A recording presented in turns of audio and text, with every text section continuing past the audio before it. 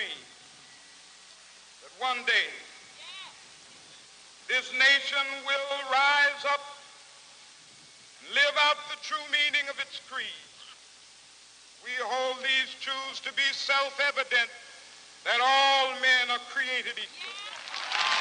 On August 28, 1963, more than 250,000 people participated in the historic March on Washington for Jobs and Freedom, gathering near the Lincoln Memorial. The March on Washington for Jobs and Freedoms advocated for civil rights, economic equality, and an end to racial discrimination in the United States.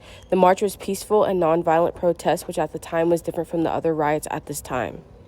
The bus boycott in Montgomery was a pivotal event in the American civil rights movement, sparked by Rosa Parks' arrest for refusing to give up her seat to a white man on the segregated bus.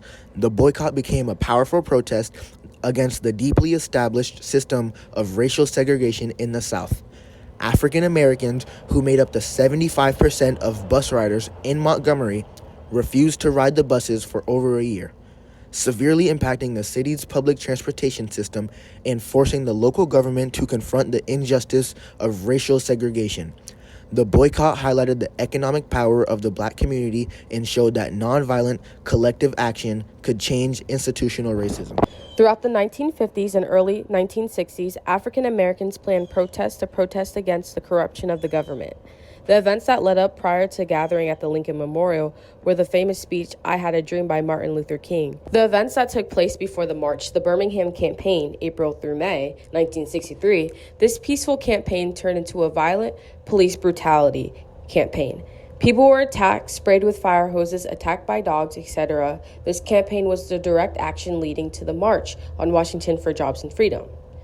The march's success and galvanizing public support led to significant legislation changes, including the Civil Rights Act of 1964 and the Voting Rights Act of 1965, marking as a turning point in the struggle for civil rights in the United States. The Cold War played a crucial role in shaping the civil rights movement. The U.S. was under global scrutiny with its ideological struggle against the Soviet Union intensifying. And Cold War civil rights historian Carol Anderson explains how the United States was challenged to reconcile its ideas of democracy and freedom with its practices of racial segregation. Civil rights leaders recognized that the hypocrisy of racial oppression undermined America's moral standing in the world. The March on Washington became not only a domestic protest, but also a symbol of America's need to fulfill its democratic promises. One of the core demands of the march was economic justice, with a focus on jobs and fair wages.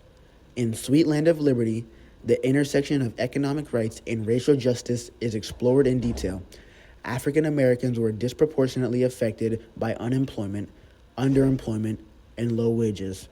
The march highlighted the need for policies that would address economic inequalities, specifically advocating for fair employment practices, a $2 minimum wage, and a comprehensive jobs program for African Americans. The March on Washington was organized by a coalition of civil rights organizations, labor unions, and religious groups. As described in From Civil Rights to Human Rights, figures such as Philip Randolph, Bayard Rustin, and Martin Luther King Jr. played pivotal roles in organizing the event. Randolph, a prominent labor leader, had long advocated for a connection between civil rights and economic justice. Rustin, a key strategist, was instrumental in bringing together diverse groups under one unified cause. King, whose "I Have a Dream" speech became this march's defining moment, representing the moral and spiritual vision of the movement. The Black church played an instrumental role in the civil rights movement, providing not only a foundation for social activism, but also spiritual strength. As highlighted in Crossing Boundaries by Darlene Clark, religious leaders and churchgoers were key participants in organizing the march. The church was a space where African Americans could discuss the struggles they faced and mobilize for change. King's leadership, rooted in his Christian faith, inspired millions, and faith-based nature of the march emphasized a collective vision for justice and equality. While the march was a monumental event in history of racial equality, it is important to note that gender dynamics were also at play. African American women were at the forefront of the civil rights movement, though their contributions were often overshadowed. As discussed in Sweet Land of Liberty, figures like Dorothy Height, who was president of the National County of Negro Women, and other women leaders played key roles in advocating for economic and racial justice. The march highlighted the necessity of including women's voices in the broader fight for equality. Media played a critical role in amplifying the message of the march. The widespread coverage of the event, both in the United States and internationally, brought the issues of racial inequality and economic injustice into global spotlight. In the struggle for Black equality, scholars note that the media's role in documenting the march helped shape public opinion and solidify the civil rights movement's place in American political discourse. The march's peaceful, orderly nature contrasted sharply with earlier protests and helped garner widespread sympathy. Jr.'s I Have a Dream speech is perhaps the most memorable moment of the March on Washington. In Running for Freedom, the enduring legacy of King's word is examined, emphasizing how the speech became an emblem of hope and resistance.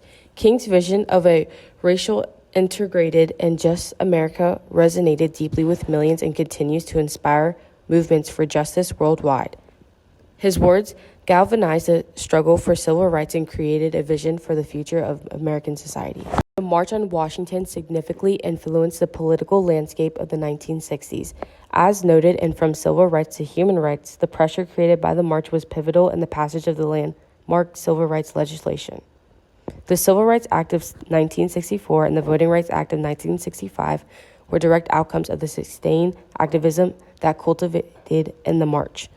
These laws dismantled legal segregation and guaranteed voting rights, marking significant victories in the ongoing struggle for racial equality. The March on Washington represented a symbolic and literal turning point in the civil rights movement.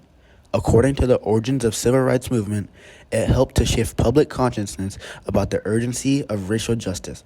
While previous protests had laid the groundwork, the march demonstrated the strength of a united, nonviolent coalition demanding systemic change. Its success also prompted greater activism across the nation, inspiring other marginalized groups to organize for their own rights.